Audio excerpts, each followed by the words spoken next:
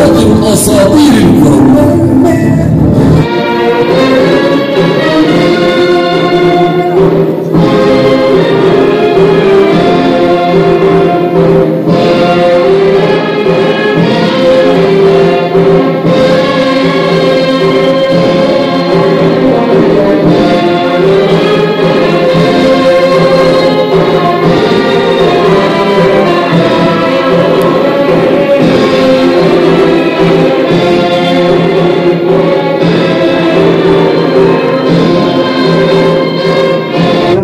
إننا اليوم نستقبلكم في هذا المنتدى حاملين معنا تباشير الحب والوفاء والسلام والابتسامة، متمنين من الله تعالى أن يرد علينا بما نرتجيه من رأي السديد والنظرة الحكيمة في أشغال المنتدى الإفريقي للإعلام الرياضي، والذي يأتي تنظيمه موازاة مع ذكرى الإنجاز التاريخي الذي حققه المنتخب الوطني المغربي في مونديال قطر 2022، وأيضا في سياقه أيضا تحديات الإعلام الرياضي في أفق استحقاقات 2030. أيضا ثم الدور الأساس للصحفيين الإعلاميين والرياضيين في إنجاح تنظيم نهائيات كأس العالم سنة 2030 وغيرها من الأحداث الرياضية الإفريقية. ولترحيب بضيوفنا الكرام أعطي الكلمة إلى السيد مدير المدرسة العليا للتكنولوجيا بالعيون السيد الدكتور حميد الرقيبي الإدريسي. بسم الله الرحمن الرحيم، والصلاة والسلام على أشرف المرسلين. أولا أود الترحيب بجميع الضيوف الكرام اللي حضروا إلى مدينة العيون العزيزة من جميع الدول، من المغرب، من مصر، تونس، السودان، مع جميع الشركاء المؤسساتيين من جهة العيون الساقية الحمراء، وكذلك مع المؤسسات الإعلامية اللي نتكلموا ما جاء في الرؤية الاستراتيجية لصاحب جلالة الملك محمد السادس نصره الله فيما يخص بالنهوض بالرياضة بالمغرب.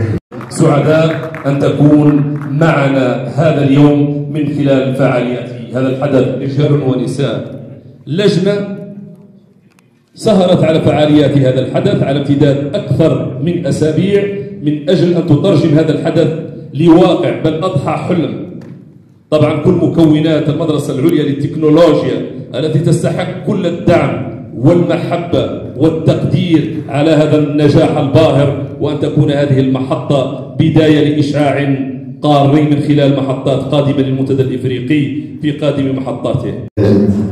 أستاذ وأخ وصديق، هو حكى على نسبة المشاهدة في التلفزيون لما كان عندنا كأس العالم وتألق المنتخب المغربي، لكن هو كان سبب وراء، بارك الله، وهو كان وراء، فيستحق التشجيع، يستحق التكريم. كل كلمة تتلادى في حقه على المقام وعلى مساهمته الفعالة مع بقية الأخوة في إنجاح هذه الندوة. على كل حال جزيل الشكر على كل ما قدمته وعلى محبتك لكل الدول العربية وعلى مبادراتك على مستوى تقريب الشعوب العربية قبل هذه الندوة. شكرا.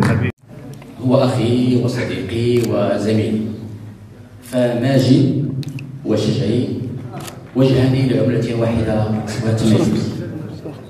استقبلني منذ سنوات في قناة الجزيرة، كنت في جولة في قطر، لقيت زميلنا وأخنا محمد عمور، وكان بصدد استوديو تحليلي رفقة أحد أبرز اللاعبين السعوديين في كمكان ظهير ايسر عبد الجواد.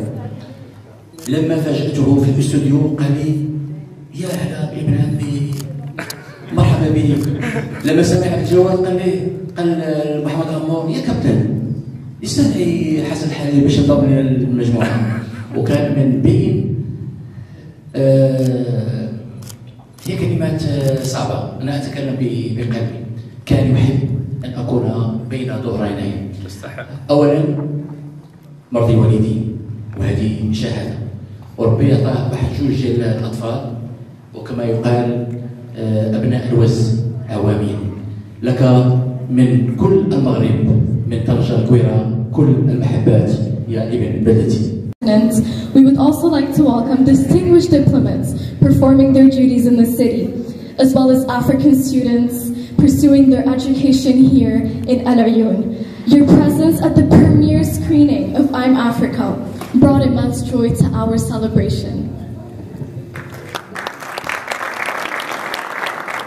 This means that the people of Al Ayoun, and the goal of this documentary is to tell everyone about all the achievements of African football stars and national teams, and especially Morocco's historical World Cup run in Qatar last year, finishing 4th. The documentary film, I'm Africa, is a gift from the people of Al Ayoun.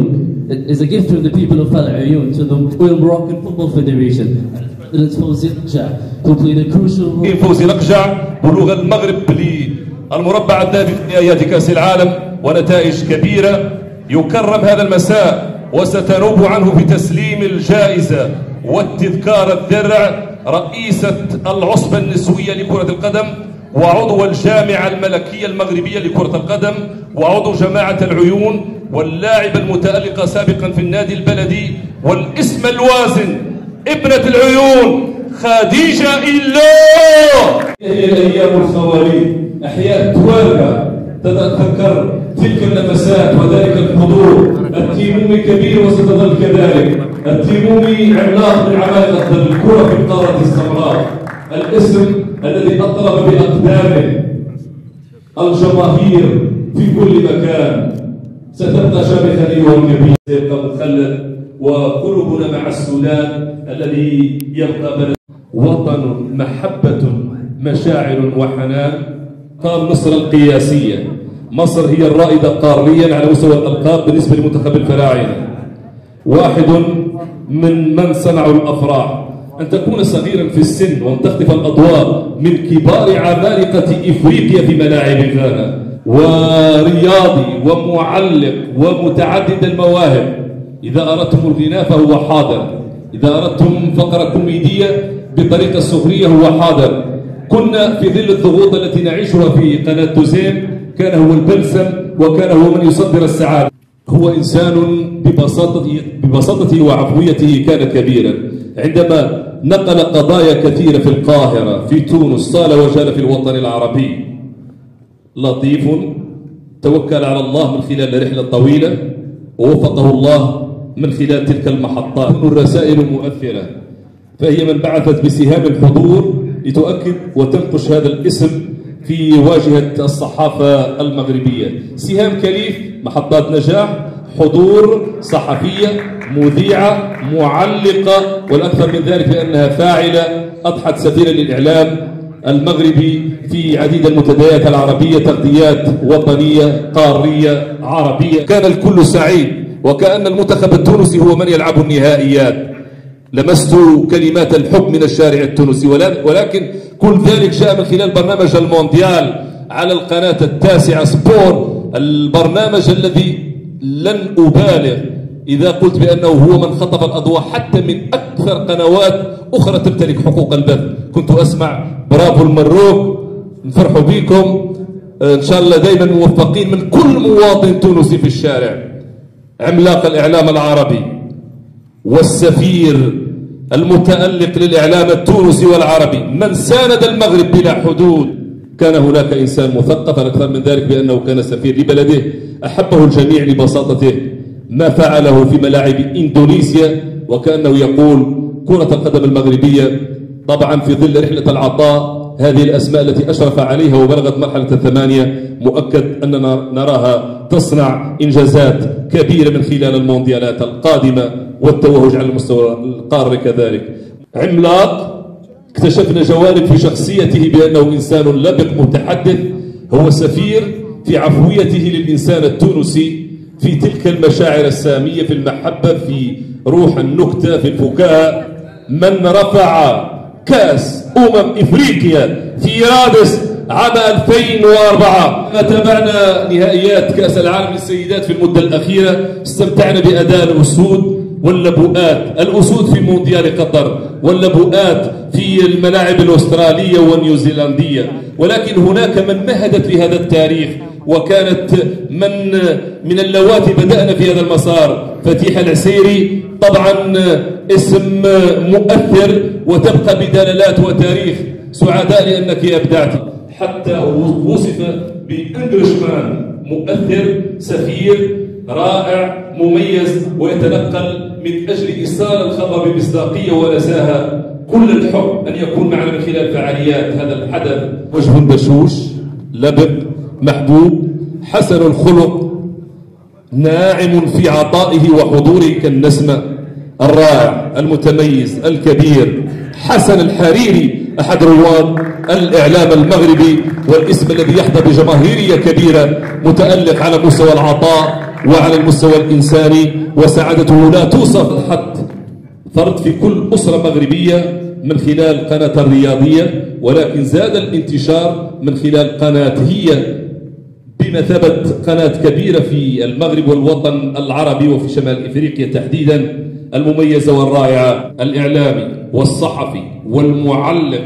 الموريتاني الذي كان بإضافة نوعية من خلال فعاليات هذا الحدث، السيد حمود ولد عمر، فليتفضل مشكورا.